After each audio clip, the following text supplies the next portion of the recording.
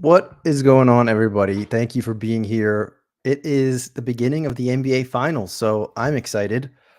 I'm sure you're all excited too. If you listened to my appearance on Collected and Connected podcast today, you saw my chat with King Brett and Treaticus. We also talked about the NBA Finals, and that was a fun chat. So if you haven't checked that out, go check out their podcast on Collected and Connected. So yeah, let's talk about some things. We can talk about this finals matchup.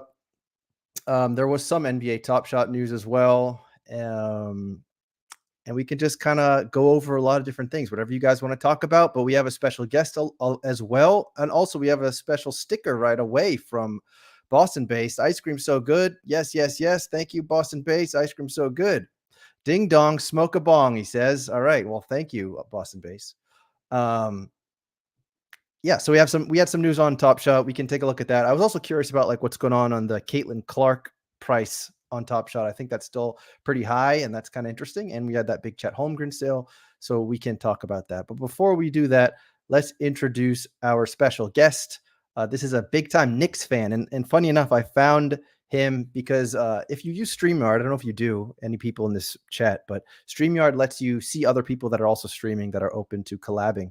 So I looked at it. I saw someone that thought it would be a fun guest, and the rest is history.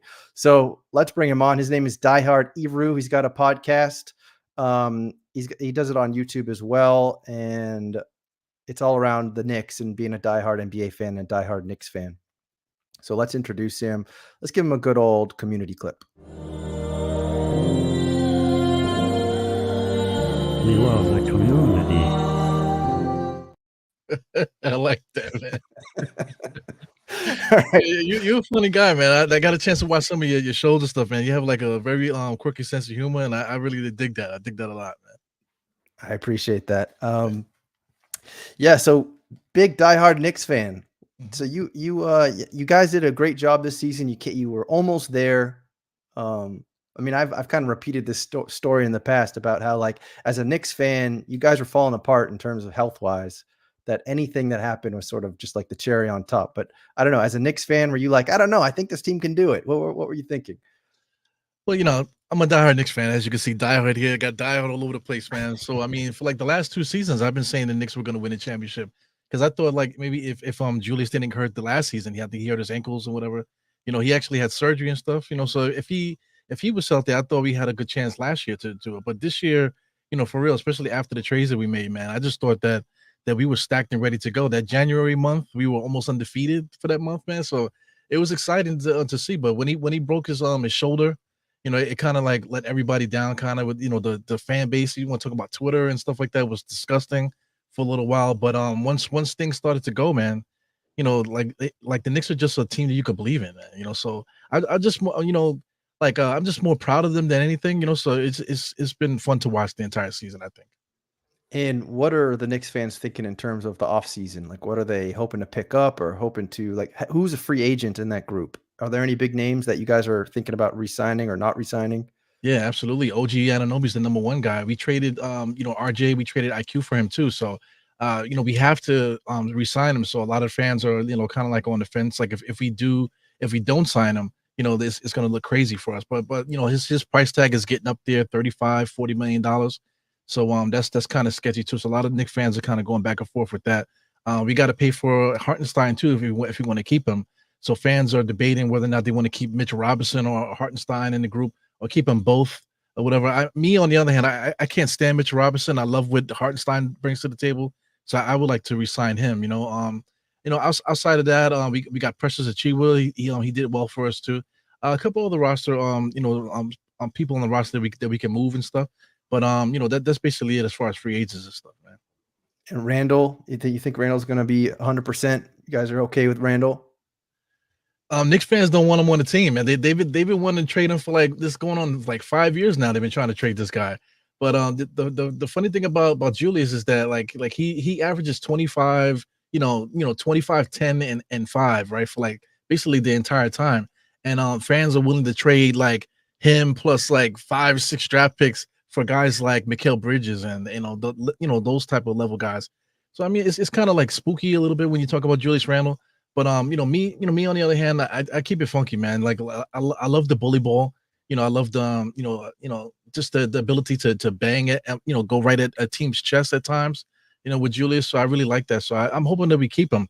But a lot of Knicks fans, they saw that we can function with OG and Josh Hart at the forwards. I just don't agree with that. Both of those guys are doing things that they shouldn't be doing, and they haven't been doing their entire career. So now Knicks fans are expecting them to do that for the rest of their career, So I just think that we need to keep it the way that we got to keep it strong. We have to make guys do what they've been doing in their career and not force them to do things that they weren't doing. That's my main thing with the Knicks. Yeah, and you got to think also they were really overachieving in the playoffs. I mean, you had guys like Josh Hart looking like Dennis Rodman in his prime. I mean, Yeah. like you had just guys just playing above their norm, above the mean, let's say. Like Brunson was playing like a first team all NBA, like Hall of Famer for a while. They're like scoring 40 plus a night. So I don't know, something about the Knicks, right? You have these players come and go, and sometimes they just look like they're unstoppable. Like, of course, my favorite story, Jeremy Lin shows up and Right. he's like the best player in the NBA for a week. Yeah, but he was one-handed though. People forget about that. But that was exciting. But this guy Brunson, man, like if he didn't score 40, people were saying he had a bad game. But those games he still would have like 27 and 14, and people would say, "Oh, he had a horrible game because he didn't get 40." That's how crazy that was, with Brunson and stuff. Because Knicks fans are crazy. Knicks fans are so emotional. I mean, like I lived in New York City. Knicks fans are, and you saw those videos too of the sidewalk videos. Right. Like they're funny and also embarrassing after you lose to go watch those back. Yeah, he wanted what that one guy in that clip said he wanted like the Knicks to like gang bang his sister. Like my Oh, goodness. you gotta take his gear away and give him Charlotte Hornets gear after that because that's just out of control. Yeah. But anyway, so the Knicks are a fun team though. Like obviously as a Celtics fan, there's some rivalry there. I mean, I must have been, I don't even know, like 15 years ago or something when the Knicks beat the Celtics in the playoffs. Feels like a long time ago. Yeah, I Back then mean, when do we we had, even have a rivalry? Because Knicks fans here act like the '90s was yesterday. It's I know. 2024. It's like literally like 30 something years past already, and people are still living in that era. Like Boston wasn't really good in the '90s. I want to say No, maybe they early weren't. 2000s. And we were getting our behinds whipped for like 20 years from the Celtics. So there is no rivalry. Now even now. What do you think about the fans after you guys clinched? They were actually chanting, F the Knicks, F the Knicks. And I was like, wow, like what do you think about all that? You know what? But I mean, Boston fans are also emotional and also crazy. So I think it's just a matter. It's like a call and response. It's like playing Marco Polo in the swimming pool. If the Knicks say we want Boston, then there's a whole bunch of drunk bullying Celtic style fans as well, who will match you, curse for curse. Hopefully not sister offering for sister offering. But Well, that would yeah, have there's been definitely interesting, man. That definitely would been interesting because I mean, we shouted out plenty of teams throughout the things, but I mean, for them to call us out, I took it as like a respect type of thing. yeah. But I couldn't even imagine if the Knicks did make it to the next round. Let's say if we were healthy, and it was like bang bang, both teams basically at full strength going at each other. I can't even imagine, Knicks fans going to Boston or Boston fans coming to New York. How crazy that would be. Absolutely. It would be amazing. Because the one thing, like the Knicks at Madison Square Garden, I feel like the energy is like you got Madison Square Garden, you got like Boston Garden. Those are two of the probably the most energetic arenas that exist in the NBA, especially obviously when the team's doing well. You hear a pin drop when the team's not making their threes, and you hear it's absolute pandemonium when the team is doing well. So I think that's what also makes it fun to have that kind of a rivalry, having those fan bases head to head. So whether or not like player for player, it was even Stevens, I don't think that matters. I think anything can happen as well in the playoffs. You never know what's going to happen. Yeah. Like whatever's on the piece of paper doesn't mean anything when those players get on the court. I Well, mean, yeah, go ahead. Well, I just want to add the Philly thing, 'cause you saw how the Knicks fans went to Philly and we totally emasculated them. Like how would you have reacted if the Knicks fans did that to Boston? Because that would never happen, number one. But if the Knicks were to come like full force and just take over Boston's arena, what would happen to Knicks fans out there? I mean, there'd probably be some like I don't want to say stabbings, but there would definitely be some fights for sure. No. And yeah, I mean, exactly. Like I don't think maybe Philly's kind of like that too. I don't know. I don't know too much about Philly fans, but Philly fans are also pretty crazy. I mean, they're the guys who like throw batteries at their players and like during the football season and things like that. So Philly fans are crazy too. So it is surprising that Philly fans let that happen. You're right. Maybe because they knew that their team. Actually, I don't even know why did that happen. Did they? Was this after they had already like dropped a couple and like they didn't want to show up to the arena anymore? They started selling their tickets. I don't know. I don't know. I think they're mostly like a football town, really. They like the 76ers, but they're really like a football town. So like if that was like that would not happen against the Philadelphia Eagles. They would come out for the Eagles, but for some reason they just was like maybe they disregarded the Knicks. Maybe they didn't think the Knicks were that good, so it wasn't worth spending the playoff money to go watch. I don't know. Yeah.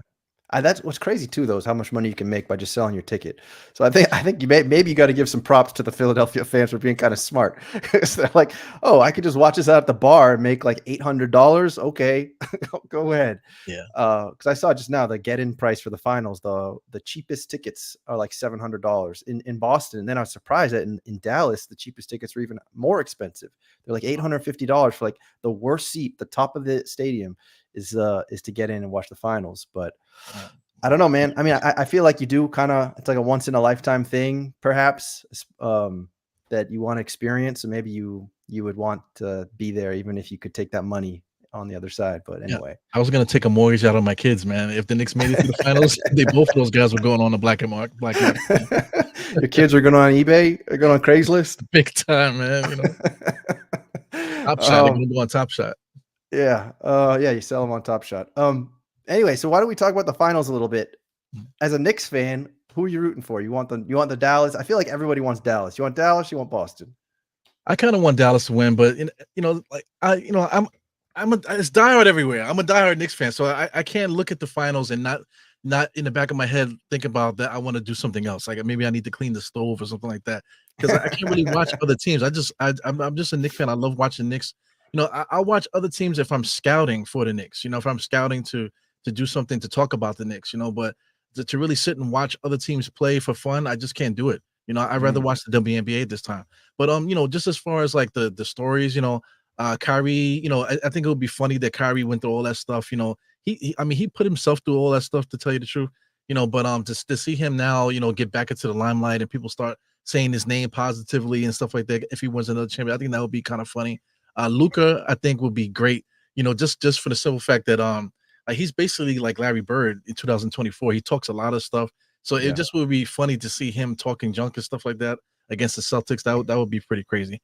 But I have a lot of respect for the Celtics team. I think their team, like I don't have anything bad to say about any of the players. They have a really great starting five, and I really like the energy of the bench, the young guys you guys have coming off the bench. So I have nothing bad to say about the club. I have no animosity or nothing like that. So I just if I do watch or whatever, I just would like to see an entertaining series. I want to see the guys bang it out and just let the best team win. I think that's all you can ask for. I mean, that's how I used to feel when like every year it was the Warriors versus the Cavs. I'm like, I don't care about either of these teams, but I just want to see a good series. I think the storylines too are so interesting. I think it's also funny how Kyrie Irving, he has a good season and all of a sudden everyone forgives him. It's like all you Right, gotta do is play basketball well, and everyone will forget all the bullshit you said in the past, all the things, all the movies that were on your Amazon wish list. They'll just forget about that and they'll just focus on the fact that you're really good at playing basketball. So I right. think like winning resolves everything, which is kind of funny. But yeah, we have some interesting storylines. I mean, you got Luca. Obviously, everybody loves Luca. I love Luca. If he wasn't playing versus the Celtics, I'd be excited to watch Luca. Now I'm gonna have to root against him. I mean, the same way I used to have to root against Kobe in the finals. Right. You got Porzingis, who didn't fit in well with the Mavs, and Porzingis, obviously, the Knicks. He was supposed to be the future of the Knicks. So that's an interesting storyline, maybe for you as a Knicks fan watching Porzingis in the finals.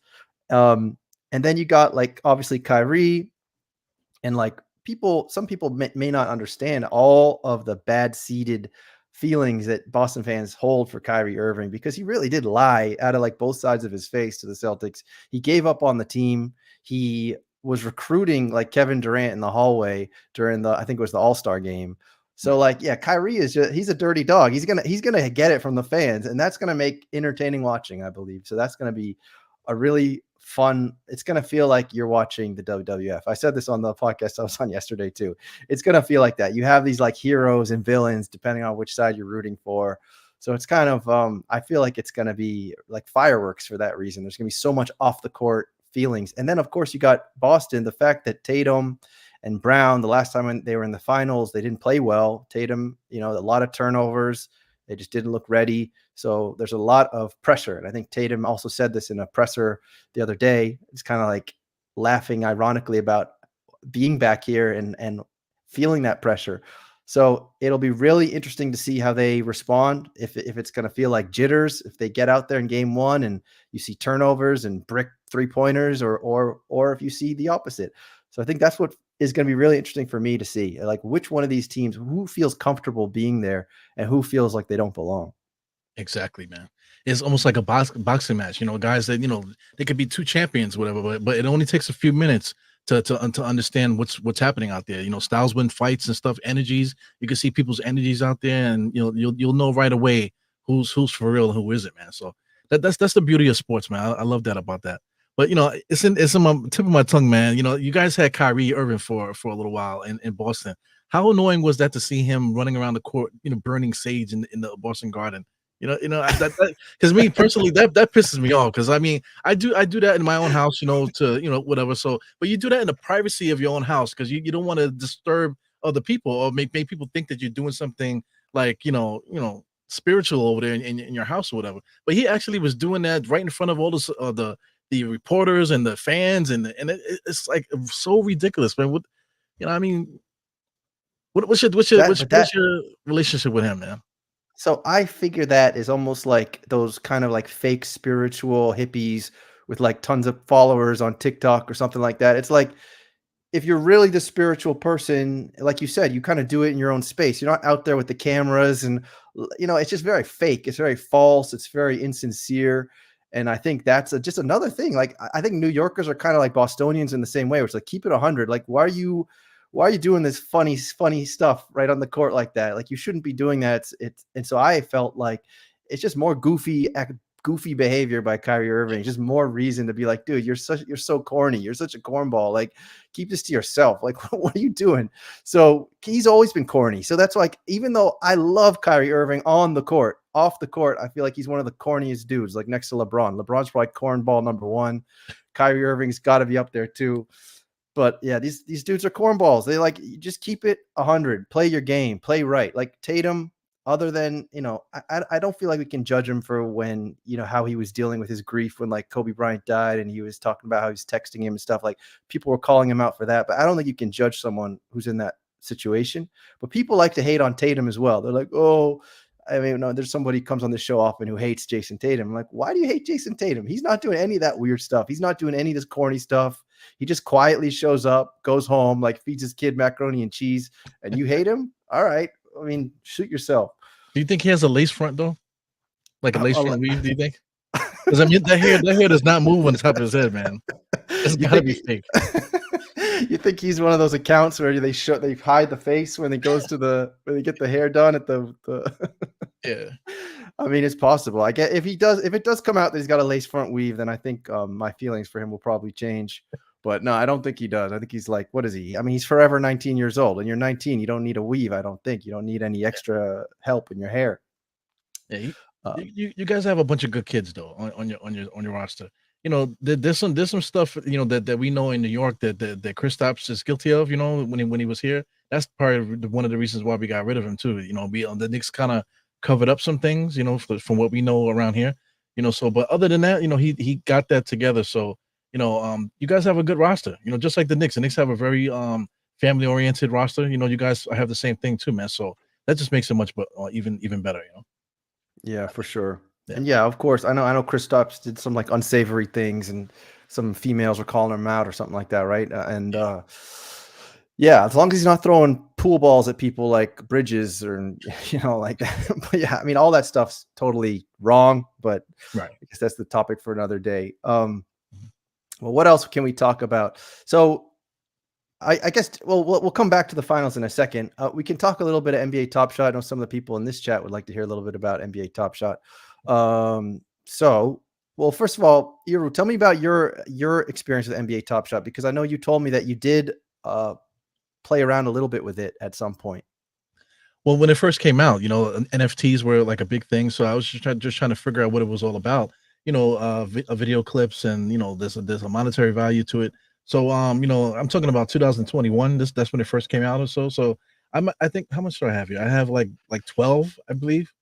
You know, so I kind of just left it alone, to tell you the truth. I'm always watching. I'm still trying to figure out. You know, I watch you know, channels like yours too, just to hear people talk about it, just to get the gist of it, man. But I still kind of confused a little bit by it.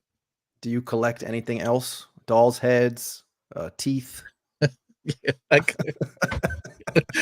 collect a lot of stuff. I like Funko Pop. So Okay. you know, yeah, every time I order something, I always throw a Funko Pop in there. So must have like, now it's like close to like 100 Funko Pops now, man. So I don't Wow. have nowhere to put them, but they're here somewhere.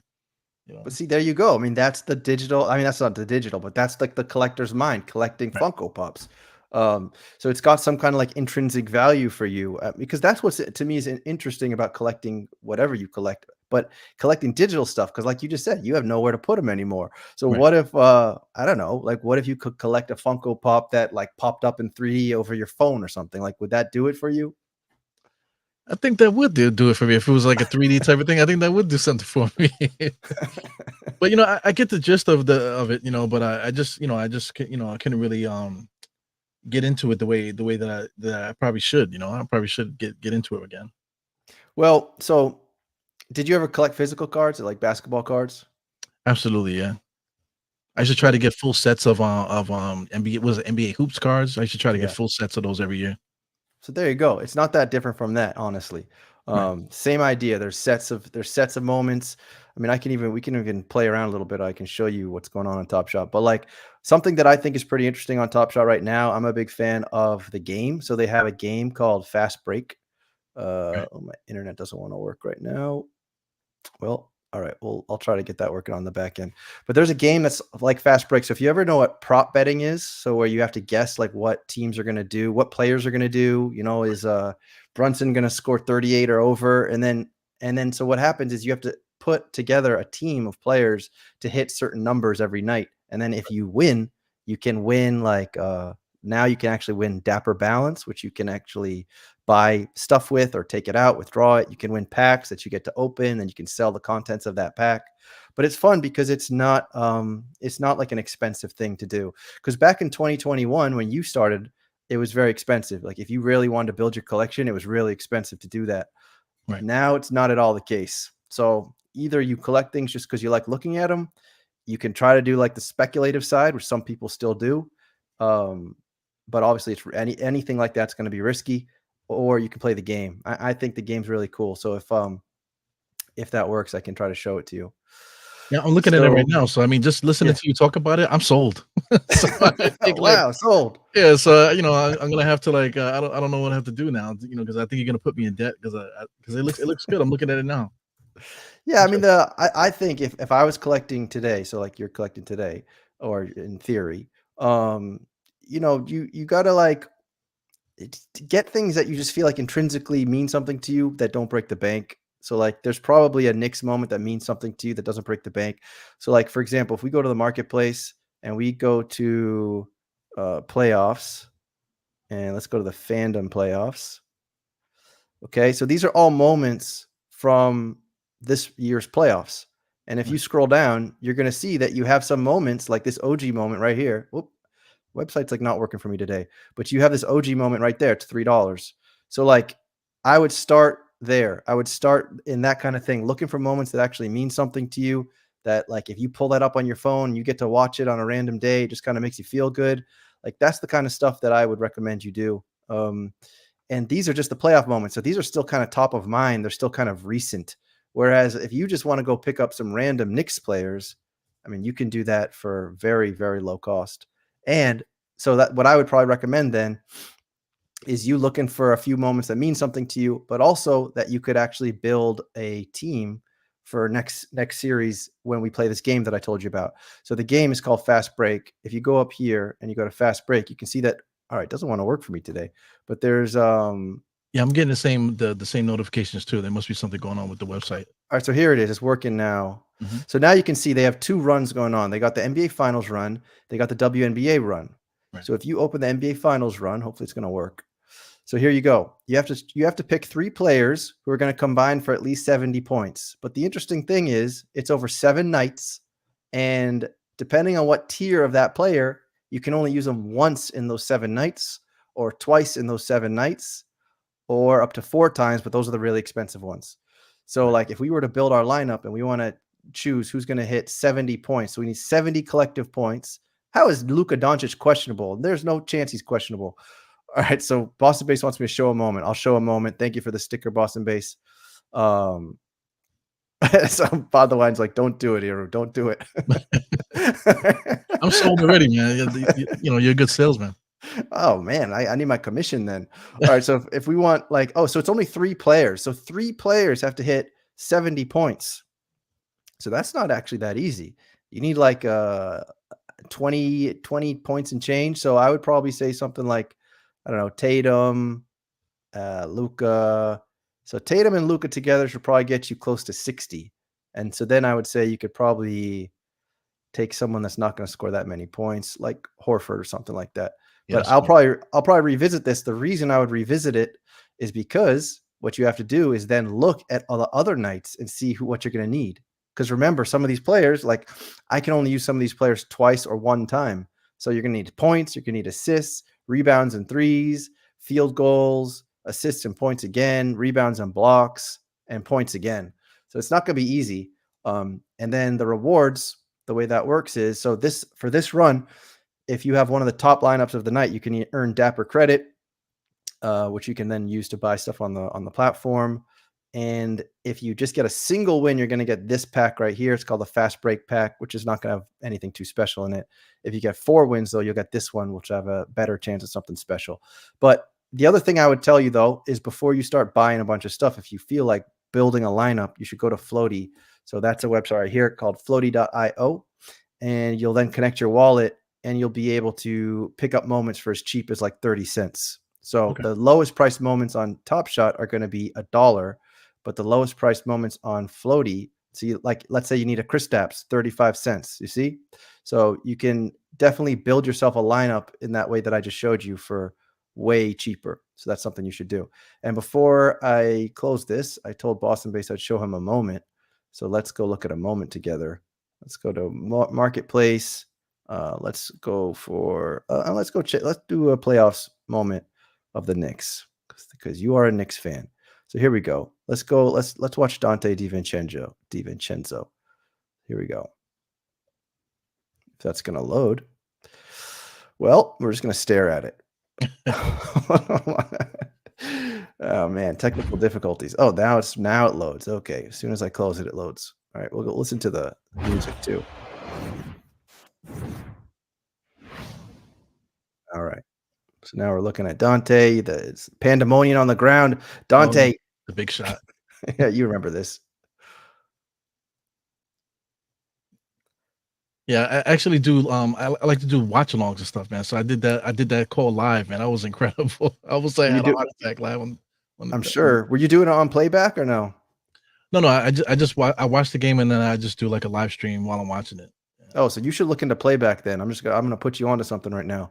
So there's Dante for the win. So there you go. So that right there is a rare moment. So as I was telling you before, for the game, you get 2 uses out of a rare moment. But also, if we're talking about the collectible side or the game piece side, you get 2 uses. Collectible side, though, it's $22. I can't say whether or not you do what you want to do with your money, but like these are the rare moments. So you see like a Jalen Brunson, that's $16. I guess this one's a little more expensive because there's less of them. There's only 210, where there's 621 of these. So that's the idea, but I can give you some more advice, more guidance there if you need it. But anyway, that's that. So Boston Bay says if you sign up, I'll send you some Knicks. So he is signed up. So ERU, if you know your username, put it in the chat or let me know your username, and I bet some of these guys will send you some Knicks moments. And let me see here. All right. It's DieHard Knicks podcast. That's my name. So there you go. So his DieHard Knicks podcast. That's his username. I just put it in the chat. Yep. So while we were chatting, a new drop just dropped. So here we go. This is a new drop that literally just got announced. This is the anthology drop. So it looks like you can get a Kevin Durant on the Sonics. You can get we just saw LeBron James. You got a Stephen Curry. That's a rare Stephen Curry. We saw Larry Bird. So you can see these is $1,000 for the legendary pack, $100 for the rare, or $9 for the quick rip.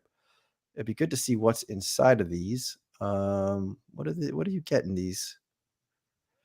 I think if I just click this, it should tell me. So let's see here.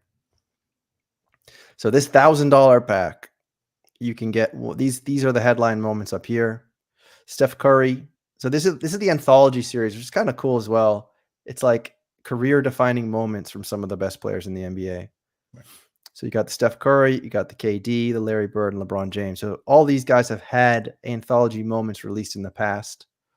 And this is just a new drop. So is this the double bang Curry 3? It must be. It's versus OKC.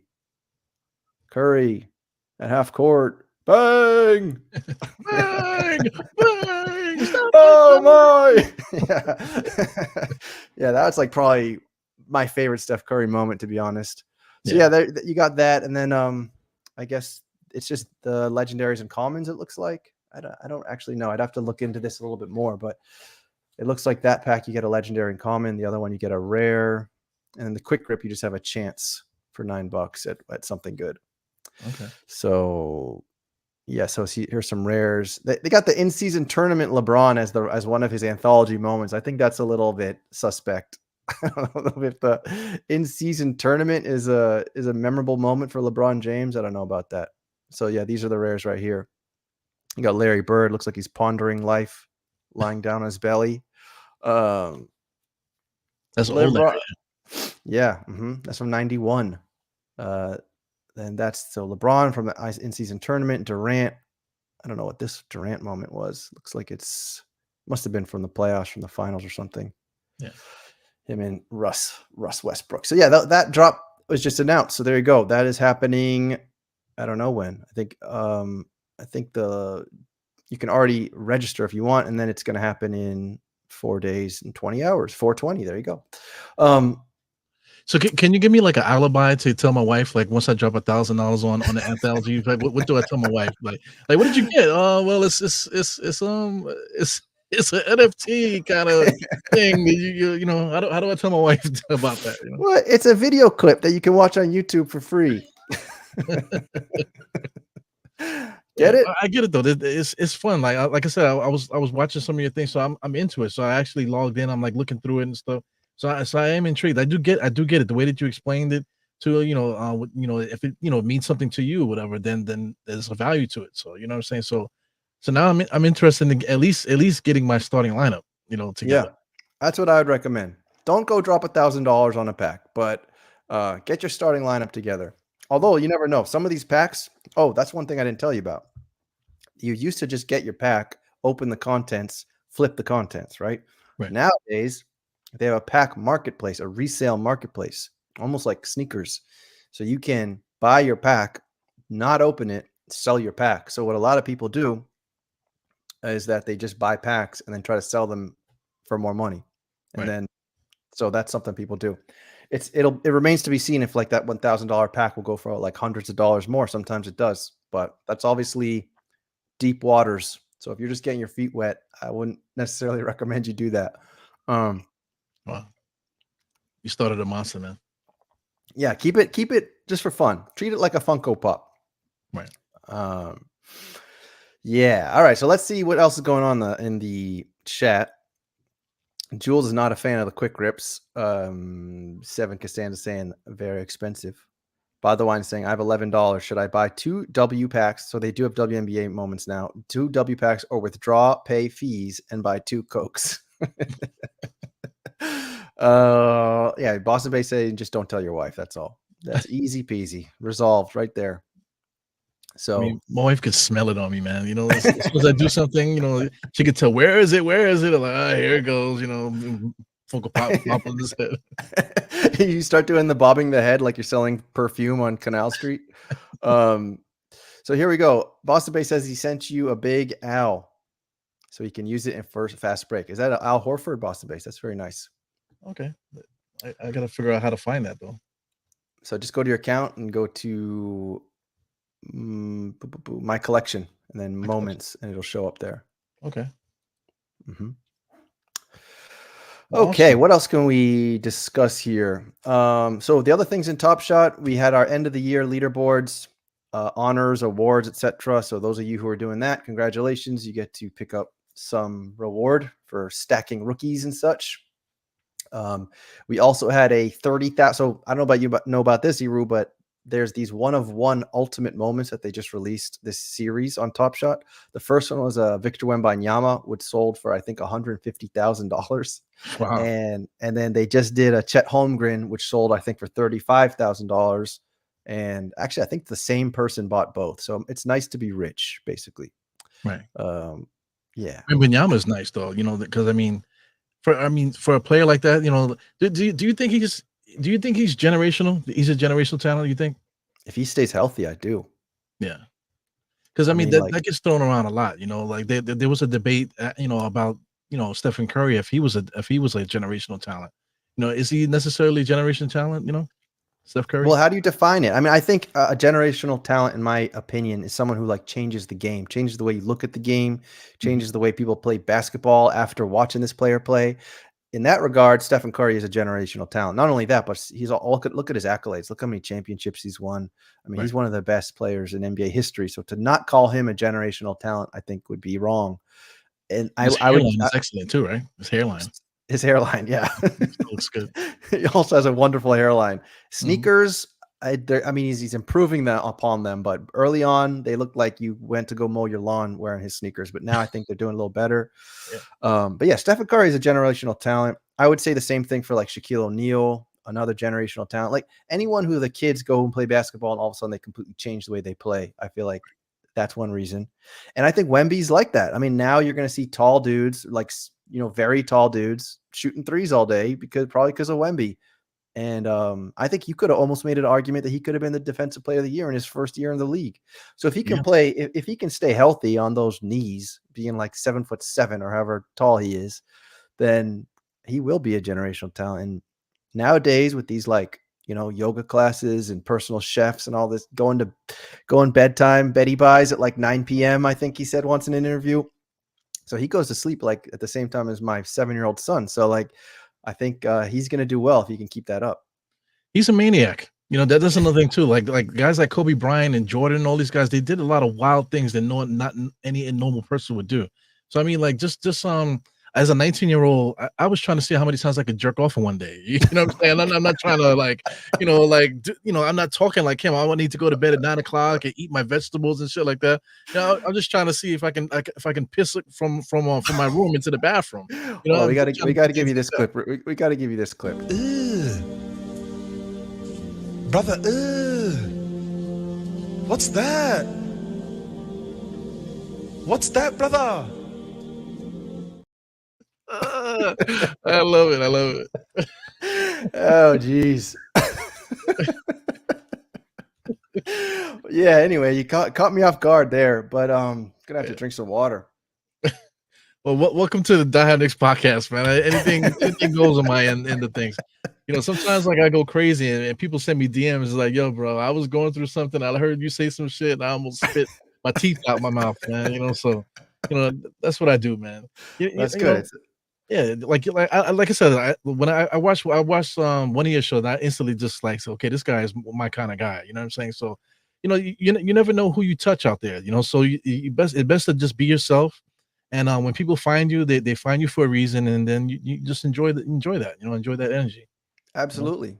And I see like you're doing well on your stream. You seem like you got a nice group of people that show up to your shows. And is it mostly Knicks fans, or is it like other teams also like to show up? Other team fans like to show up too.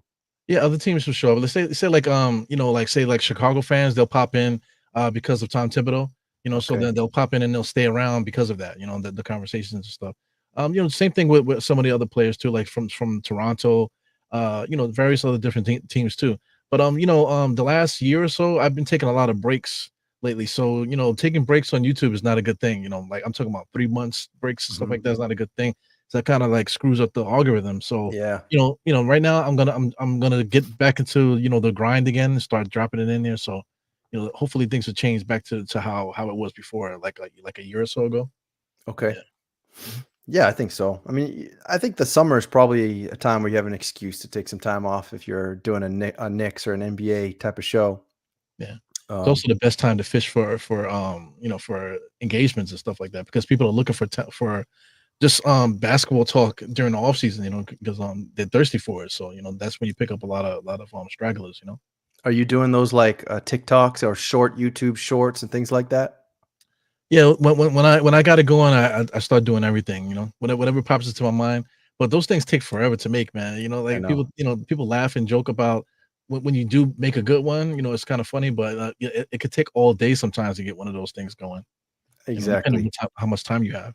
I mean, since we're both StreamYard users, there's like an ad for StreamYard today, but like StreamYard, you can actually go into your recording and click a button and it'll like generate, or you can do it manually, but it'll also generate. It won't look very good, but you can generate like little clips from your show. So that's kind of cool too. Yeah, I see that you can generate thumbnails too. That's pretty garbage. It doesn't really Yeah, I work know. too well. Not very good. Yeah. Not But very it's good at all. interesting that they actually, because that was my issue with Stream, because I had left them for a little while. I was actually using was it Melon? Okay. But Melon, I don't think they have the database, I guess, because they kept having a lot of problems crashing and stuff like that. So Okay. that's why I came back to StreamYard. But I'm happy to see that now they're actively trying to upgrade the interface for us, because they were Exactly. more looking to help out people that were doing seminars and things of that nature. Yeah, yeah, yeah. Yeah, Yeah. for sure. So one other piece of information that we didn't touch on today is there was a NBA Top Shot news that just happened. So this will be news to you, Eru, probably, but there was like a lawsuit against NBA Top Shot, and it got resolved this past week. I don't know the whole story about it, but basically, some people who like suing people, they sued Top Shot to say that they were like an unregistered security. So and Oh. and Top Shot basically had to pay these people off, them and their lawyers, to the tune of $4 million. So to me that seemed like a lot of money. But from the Top Shot side, they basically had to take one from the team. That's how I understood it. Because if they were found guilty, or if they were found like liable in any way, basically people could go after like any NFT collectible, any NFT thing out there. So they kind of took one for the team. That's kind of how I saw it. But I don't have too much to add to that. I mean, I don't know if people in the chat have anything to add to that, but that was just something. So like, I know people are here and they probably saw that on Twitter. So I just wanted to mention that. Yeah, that's a big thing with digital stuff. Even with just regular cryptocurrency, they were having like issues with that. Just because there's so many new ones popping out. how do you regulate it and things of that nature too. So I get it. You know, Yeah, it's crazy with that crypto stuff too, with these shit coins. And nowadays you got like Iggy Azalea, who's making more money than first of all, first she was making money being a bad rapper. Then then she's making money shaking her booty on OnlyFans. And now she's making even more money like releasing some coin to a bunch of incels on Twitter. It's crazy. yeah. I appreciate the OnlyFans things though. You know, I kind of took a look at that. You know, glanced. You know, Just a yeah, slight glance from the side of the eye. yeah. Yeah. Um Anyway, what else? What else can we talk about here? So yeah, you got those coins. You got Caitlyn Jenner. You got you got. You know what's actually so random, but so OJ Simpson died. This has nothing to do with anything, but Right. but OJ Simpson died. Have you ever actually watched those interviews? By the way, I didn't know that OJ Simpson could, after he was found not guilty, he went on like a massive press tour. Do you remember that? Yeah. Mhm. I mean, we're similar ages. We were pretty young when this happened, but like he went on a huge press tour, and like I was after he died, and also there was something that just happened on TikTok too. This dude I was following on TikTok like went crazy and killed his girlfriend or something. Um, and that was crazy to me too because I was following this dude for like 2 years. Or he did what's it called, like that video game where their eyes are all black and they move around. They pretend they're in a video game. They look like I can't remember. But Yeah. anyway, he did it. He did it really well, and he blew up because of it. And he also did a Scarface impersonation. So if you look up like on Google TikToker Scarface impersonation, you'll see him. But what's crazy is that like art became reality, and he became like a big drug addict with like cocaine and thought he was like the shit, and like thought he was like untouchable. And he ended up having problems with his girl, and like his girl wanted to separate from him. He put a listening device in their apartment, and they were separated. He was already seeing girls on the side. They totally aired out his laundry too in this court case. They had his Google results. They had his Google results. So just know that if you're ever doing anything sketchy on your phone or your Google, they'll literally pull all of it up. Yeah, start deleting.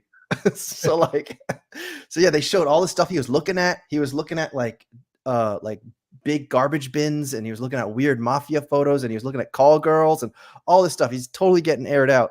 And so he was doing that on the side. Then this girl, like some guy shows up. He hears that the guy's in the apartment. He goes to the apartment because he copied a key. He has a gun, and he kills them both. So that shit was crazy. But anyways, back to OJ.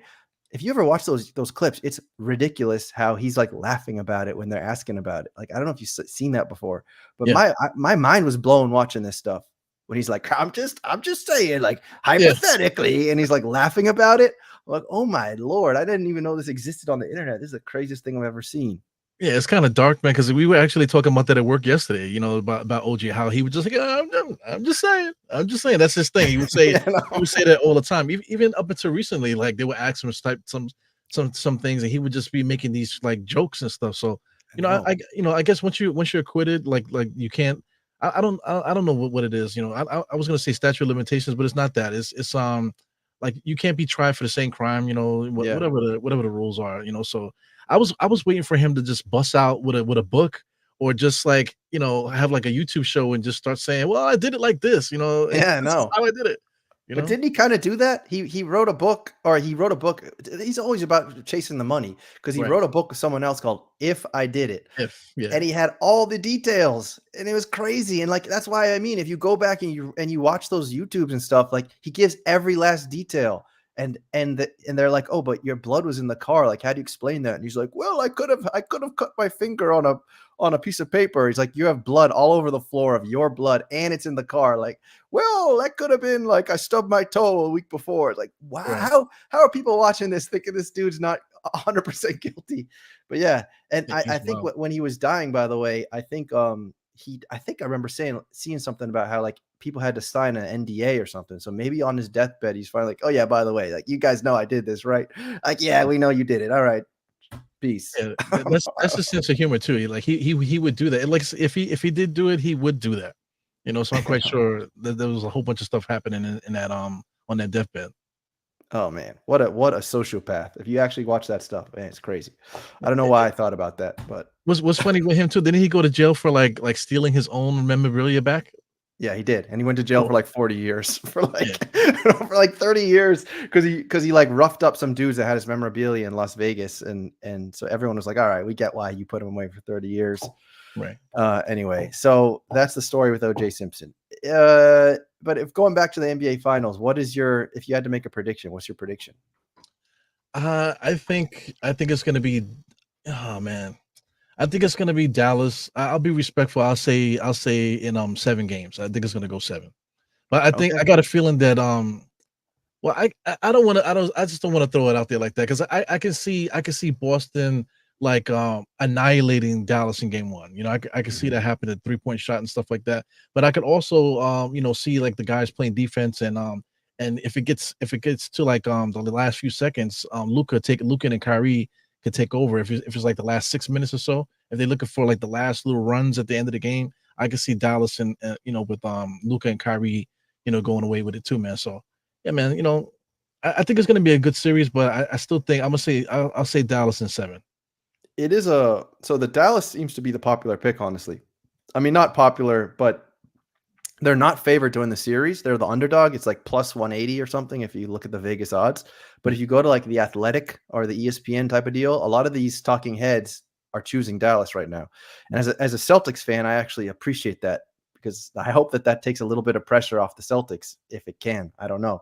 But yeah, I would agree that it's going to go 7. I think it's going to go 7. Obviously, I'm a Celtics homer. I can't choose the Mavericks. I think the Celtics are going to get it done though because I think it's one of those times where although you do have stories like the Buffalo Bills who make it back there and can't get it done, but the Celtics, they dominated. I mean, they almost got there 2 years ago. I think Jaylen Brown has a lot to prove. I think Jason Tatum also has a lot to prove. I think that every single person on that starting lineup and I think almost every person on that bench as well, other than Cornette maybe, can hit a three if you leave them open. yeah. So I think it's a make or miss series. Both these teams are really dangerous from three. I'm definitely more nervous though facing the Mavericks if it's a close game, like late in the game, like you said. If it's like a one possession game, this is not the Pacers where they're gonna dribble it off their foot. Like this is the Mavericks. This is like Luka can make shots over Gobert with a hand in his face. So I'm definitely gonna be pretty nervous if we have those kind of situations. I also think that it's probably likely that the Celtics, they seem to like blow at least one game at home. So like I do think it's gonna go 7. And I think that the story will be how do they stop? Because you're not gonna stop Luca. So how do they stop like Kyrie, I suppose? Like how do you stop everyone who's not named Luca? And Right. how do you keep that defense tight? And how do you make sure that you're moving the ball around? Because something that happens to the Celtics is they stop moving the ball around sometimes and they start playing like ISO ball. It's like Tatum wants his turn, JB wants his turn. So as long as we can avoid that kind of a deal, I think we should be okay. And for the Mavericks, I don't follow the Mavericks religiously, but I think that they're also, like I said, a big 3-point shooting team, and they basically need Kyrie to turn it on. Because if Kyrie is on fire, then the Celtics are going to be on trouble because you can't stop both of them. So if Kyrie's having a great game, then that's the kind of games that the Mavericks will have a much better chance of winning. What's some annoying about Dallas is that you can kind of deal with Kyrie and Luca, but after they made that trade at the deadline, they went and got PG Washington, they got Gafford also. So those guys kind of are doing their job at their position. That's what I was saying about the Knicks. A lot of Knicks fans want guys to play out of position, and they think that's good. In order for teams to function properly, you need guys to play to be able to play a position. So PJ Yeah, Washington playing that power forward spot, man, he can get you 15 sometimes. He can get you a light 12. This guy Gafford also can get you double right, figures, possibly double sometimes. right. So having those guys in position where they can do when they do what they do. If Luca's in trouble, he finds Gafford, he finds Lively and these guys on alley oops. Corner threes and that type of thing. Luca and Kyrie finds these guys. So that's how Dallas has been so successful.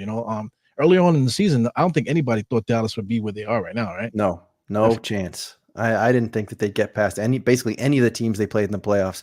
By the way, a power user of NBA Top Shot. So this is Banana Banking Max. She's a big time user of NBA Top Shot, and she does these fun giveaways. And so she just sent you a rare moment. So there you Oh my go. She god. sent you a rare moment, and you can. So if and when that player, whoever she sent you, if you play that game, you'll be able to use them twice in the game Oh period. my god, look at that.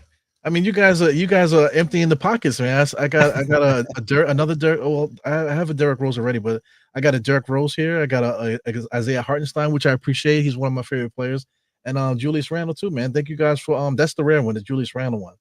So There I you definitely go. appreciate it, man. There you go. So that's very kind. Thank you, Banana Banking Mac. I think we got to give her another community clip because that deserves it. We love the community.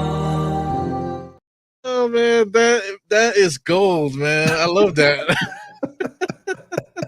That is fantastic, man. Yeah, it's a little bit of a cult. I mean, before so we're almost done here, but before I let you go, I did so people asking your there we go, that's the username. Before I let you go, I saw on your Twitter something about how you blocked Stephen A. Smith, and I wrote that in the tweet leading up to the show. So I feel like we need to talk about that for a couple minutes. What do you why do you block Stephen A. Smith? Are you sick and tired of Stephen A. Smith? I've been tired of him for the longest time, man. Ever since he was with Skip, you know, I actually liked him more than Skip, but now it's to the point where Stephen A. Smith is on. He just like he's a classic egomaniac narcissist. He's a Yep. prick, so I can't stand looking at him. But I mean, it's impossible. You follow other people, they reshare things. Some people like I blocked Stephen A. Smith, the word. But if you're following people and then they actually download the video and they upload it onto their thing, then I can't get away from not seeing it, man. So, I mean, like it's to the point now where he's not even making proper takes. He's not making sense at all and anything that he's saying. I remember a couple of years he was arguing with Kevin Durant because he was saying that that Kevin Durant's coming to the Knicks, and Durant was like, "Oh, you don't know what you're talking about," and then he threatened Durant, "Oh, you're gonna go against me? You're gonna say." Like, wait a second. He's saying no, he didn't say it, but then you're gonna threaten to release information that based off of like what's going on here, man. So I mean, he just like to me, like I don't even I don't know. I don't want to say that, but I mean, I just don't like him. There's quite a few people that I've blocked that I could care less what they have to say. I would rather find guys like you, man. I'm glad I found you, man, because I mean, now I follow you and things, so I'll definitely be watching what you're doing and stuff. So I rather find guys like you that know what you're talking about. So like if I want to find out about Top Shot or like just get like a good conversation, good fun conversation, I'm gonna go find you. I'm not gonna go say, hey, what's Stephen A. Smith saying on First Take? Is he like like bashing women today? Let me see. Like, come on, man, what's going on here? So I yeah. know. The best is his walk when he enters the NBA stadium and he walks as if like everyone's looking at him. Like that's another one of those cornball moves. Like you put that right next to Kyrie lighting the sage. It's like, dude, no one cares. Like sit down and shut up already. Like I don't know what's up with these dudes. Like they think that they're so and that's funny too because he targets Kyrie now and he's talking about how like I said this like last week, but he makes a video about Kyrie because that's also how he got clicks and eyeballs. He's like talking about Kyrie, like I apologize, I should never have said what I said to you, Kyrie, and you proved me wrong, Kyrie. Like, why is it all about everything off the court? It's all about like how Stephen A. feels about you. It's so bizarre.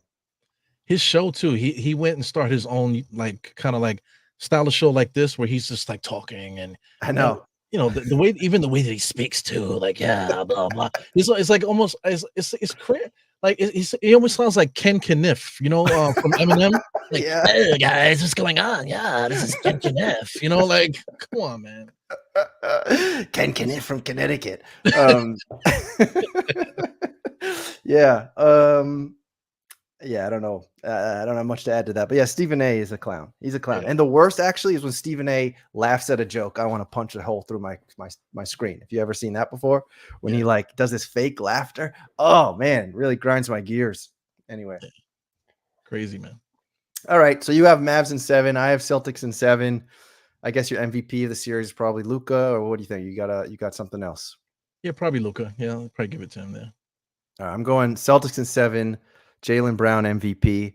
And what's the status with Kristaps? Is he going to be available for the series?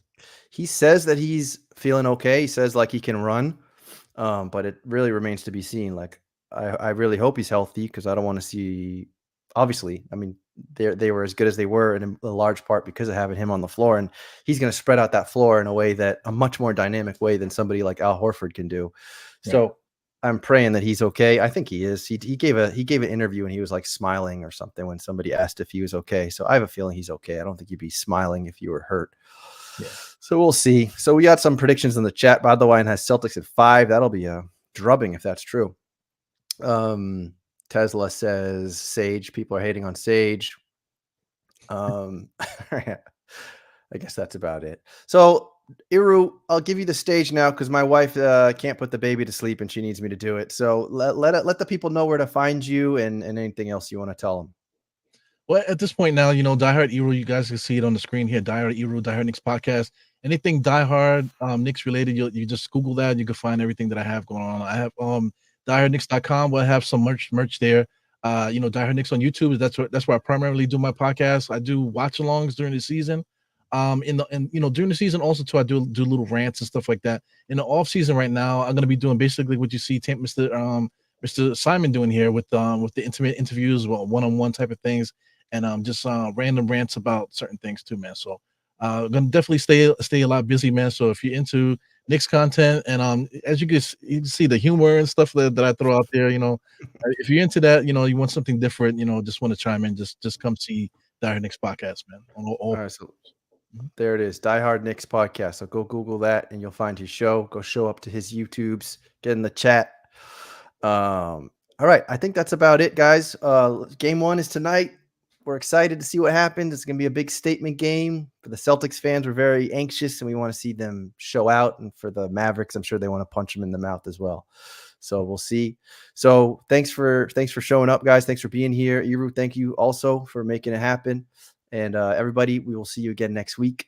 Let's go Celtics.